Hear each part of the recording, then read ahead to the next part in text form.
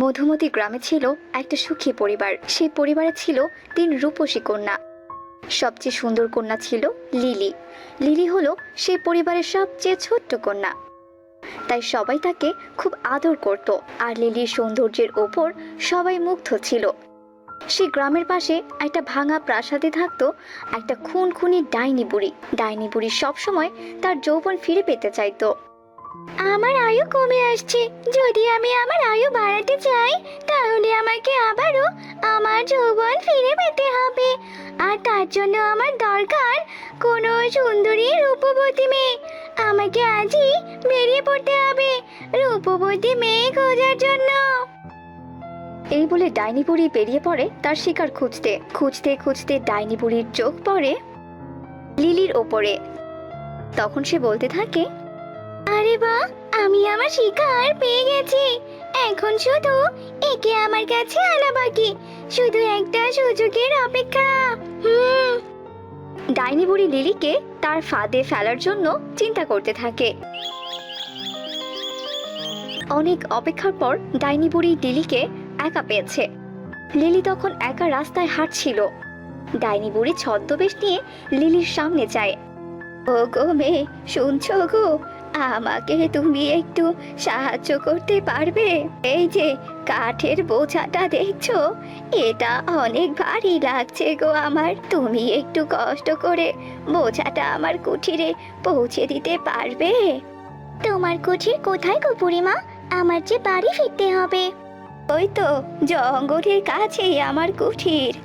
ঠিক আছে বুড়িমা, দাও কাঠের বোঝাটা আমাকে দাও, আমি এক্ষুনি পৌঁছে দিচ্ছি। এরপর লিলি বুড়ির কাঠের বোঝা মাথায় তুলে নেয় আর জঙ্গলের কাছে পৌঁছে যায়। বুড়িমা, অনেক দূর তো চলে এলাম, আর কত দূর যেতে হবে? এই তো আর একটু ভেতরেই, আর একটু কষ্ট করে চলো মা। ঠিক আছে বুড়িমা, যাচ্ছি। এরপর লিলি বুড়িমার সাথে জঙ্গলের ভেতরে একটা কুঠিরের কাছে গিয়ে পৌঁছায়। এই নাও বুড়িমা, চলে এসেছি। এবার তাহলে আমি আসি, ভালো থেকো বুড়িমা। লিলি যেই না চলে আসবে অমনি ডাইনি বুড়ি তার আসল রূপে ফিরে আসে। এই এই, তোর আবার এত তাড়া কিসের রে? তোকে তো ফিরে যাওয়ার জন্য এখানে আমি নিয়ে আসিনি। মানে মানে তুমি কে? তুমি কে গো? আমি আমি হলাম ডাইনি বুড়ি।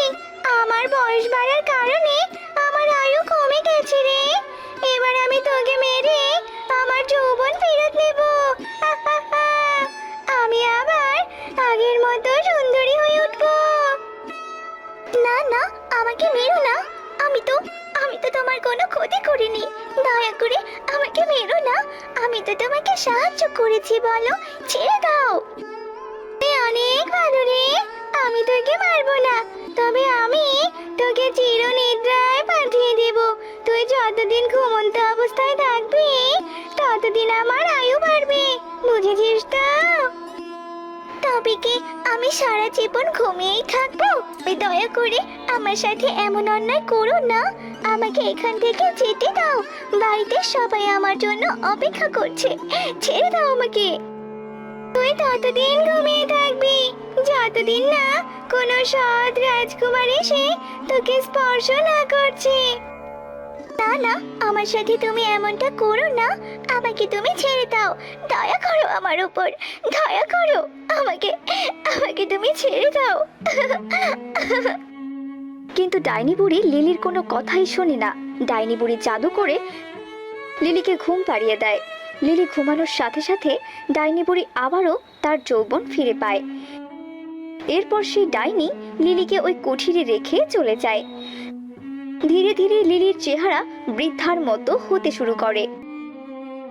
এভাবেই কেটে যায় বেশ কয়েকদিন। লিলির পরিবার লিলিকে কোথাও খুঁজে পায় না, তাই ওর পরিবার ওকে হারানোর শোকে পড়ে যায়। এভাবেই প্রায় 1 মাস খানেকের মতো কেটে যায়। আর অন্যদিকে ছিল রূপপুর রাজ্য। সেই রাজ্যের একমাত্র রাজকুমার ছিল বীর। বীর ঠিক করে সে জঙ্গলে শিকার ধরতে যাবে, তাই সে একাই শিকার করার জন্য বেরিয়ে পড়ে। জঙ্গলে অনেকক্ষণ ঘোরার পর বীরের খুব তৃষ্ণা পেয়ে যায়, তাই সে পানির খোঁজ করতে থাকে। আর পানির খোঁজ করতে করতে সে কুঠিরের কাছে গিয়ে পৌঁছায়। আহ, অবশেষে একটা কুটির পেলাম। এখানে নিশ্চয়ই পানির ব্যবস্থা হয়ে যাবে। কুটিরে কেউ আছেন? আমাকে একটু সাহায্য করতে পারবেন?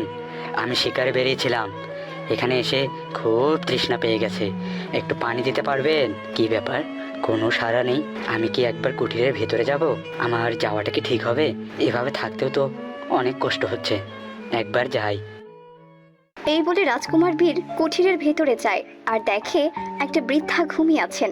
তা দেখে বীর বলে, আরে, এখানে তো একটা বৃদ্ধা ঘুমিয়ে আছে, তাকে কি ডাকা ঠিক হবে?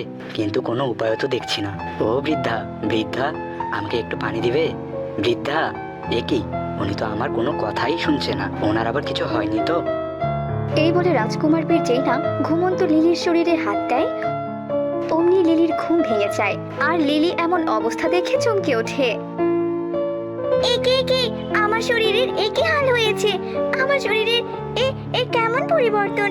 তার মানে সেই ডাইনি বুড়ি আমার এমন হাল করেছে? কি কি বলছেন আপনি এসব? আপনি তো ঘুমিয়েছিলেন, আমি আপনাকে স্পর্শ করতে আপনার ঘুম ভাঙলো। এরপর লিলি রাজকুমার বীরকে সব কথা খুলে বলে। তা শুনে রাজকুমার বীর বলে, কোথায় সেই ডাইনি বুড়ি? কোথায় পাবো সেই ডাইনি বুড়িকে? আমি নিজেই তোমাকে আগের রূপ ফিরিয়ে দেব। এই জঙ্গলের কোথাও না কোথাও ডাইনি থাকে, তবে আমি তা জানি না। রাজকুমার বীর আর কোনো কথা না বলে ঘোড়া নিয়ে বেরিয়ে পড়ে আর অনেক খোঁজাখুঁজির পর সেই ডাইনি বুড়িকে দেখতে পায়। ডাইনি, তুমি কেন সেই মেয়েকে বৃদ্ধা বানিয়ে দিয়েছো? তুমি আবার তাকে আগের মতো করে দাও। না না, কখনোই না। আমি আমার রূপ কিছুতেই হারাবো না। তবে রে ডাইনি। ডাইনির কথা শুনে রাজকুমার বীর প্রচন্ড রেগে যায় আর তলোয়ার দিয়ে সেই ডাইনিকে হত্যা করে। ডাইনিকে হত্যা করার সাথে সাথে লিলি আবারও তার আগের রূপ ফিরে পায়।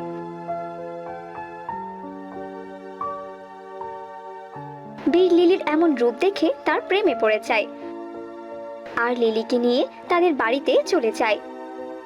লিলিকে দেখে সবাই অনেক খুশি হয়ে যায়। এরপর থেকে তারা সবাই সুখে শান্তিতেই দিন কাটাতে থাকে।